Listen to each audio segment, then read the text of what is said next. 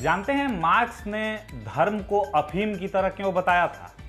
क्योंकि धार्मिक व्यक्ति को अपने धर्म को लेकर इतना नशा होता है कि वो इसकी वजह से तर्क करना छोड़ देता है। मैं समझ सकता हूं मार्क्स को इस वजह से कितना क्रिटिसिज्म झेलना पड़ा। नमस्कार, मैं सत्यम प्रियदर्शी और आप देख रहे हैं हमारा सोशल मीडिया सेगमेंट कोलाहल। आज हम बात करने वाले हैं दो अहम खबरों पर। तो आइए फिर वक्त जाया ना करते हुए सीधे रुख करते हैं अपने शो की तरफ। हत्या और यौन शोषण के जुर्म में सजा काट रहा राम रहीम इन दिनों एक बार फिर से चर्चा में है। क्यों है?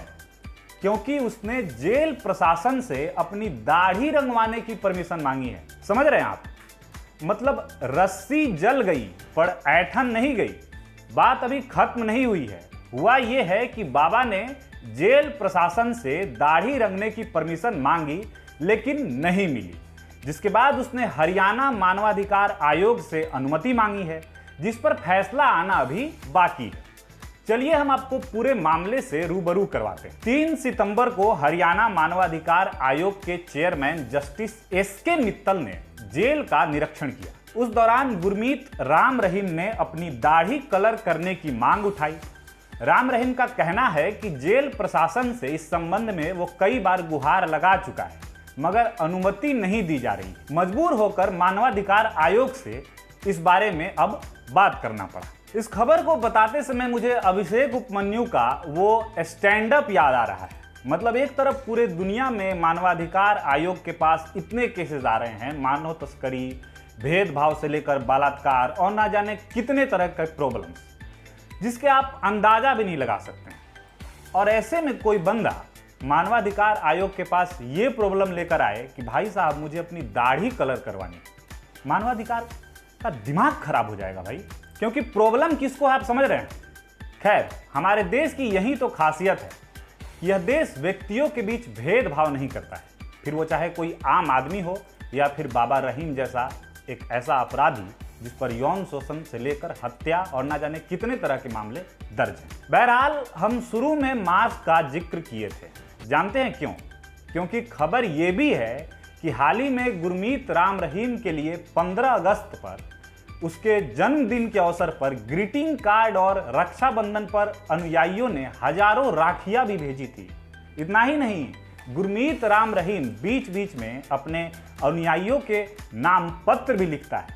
लगभग हर चिट्ठी में यही होता है कि वाहे गुरु ने चाहा तो जल्द ही आपके बीच होऊंगा।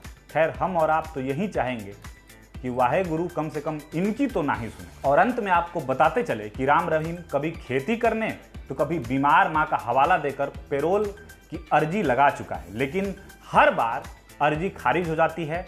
अब देखना यह है कि इस बार दाढ़ी वाले मामले में मानवाधिकार आयोग क्या करती है। आज की दूसरी खबर जो है वो है नए नए भक्त बने केजरीवाल जी के। घबराइए नहीं, हम बताते हैं आपको कैसे। दरअसल आज गणेश चतुर्थी के मौके पर आम आदमी पार्टी के ऑफिशियल ट्विटर हैंडल से केजरीवाल का एक वीडियो रिलीज हुआ, जिसमें केजरीवाल ने गणेश चतुर्थी को तिलक के आंदोलन और ब्रिटिश राज से जोड़ते हुए ये बताया कि हमें बच्चों को गणेश चतुर्थी के महत्व को बताना चाहिए। बस फिर क्या था, लोगों ने लपेट लिया। चलिए फिर हम आपको बताते हैं उन 2-3 मजेदार रिप्लाईज के बारे में, जिसे देखने के बाद आप भी यही कहेंगे कि सही में लोग न सिर्फ क्रिएटिव हैं बल्कि पारखी भी हैं।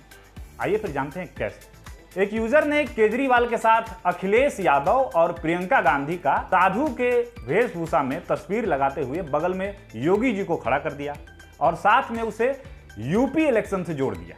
क्या बात है जनाब। वहीं एक दूसरे यूजर ने यह लिख दिया कि दिल्ली डूब रही है, ये भी बच्चे को बताइए। खैर, बात तो सही कह दी भाई साहब आपने। वहीं एक तीसरे यूजर ने यहां तक कह डाला कि भविष्य बिगाड़ने वाले इतिहास की चिंता न करें, अगर इतिहास पढ़ा होता तो दिल्ली की ये हालत ना होती। लगता है भाई साहब काफी नाराज चल रहे हैं केजरीवाल जी से। तो कुल मिलाकर एक अच्छी खासी फजीहत हुई है केजरीवाल का इस ट्वीट पर। तो इस तरह से आज के इस सेगमेंट में फिलहाल इतना ही। आपकी क्या राय है इस शो को लेकर हमें जरूर बताइएगा। साथ ही साथ हमारे चैनल डेली बज इंडिया को भी सब्सक्राइब कर लीजिए।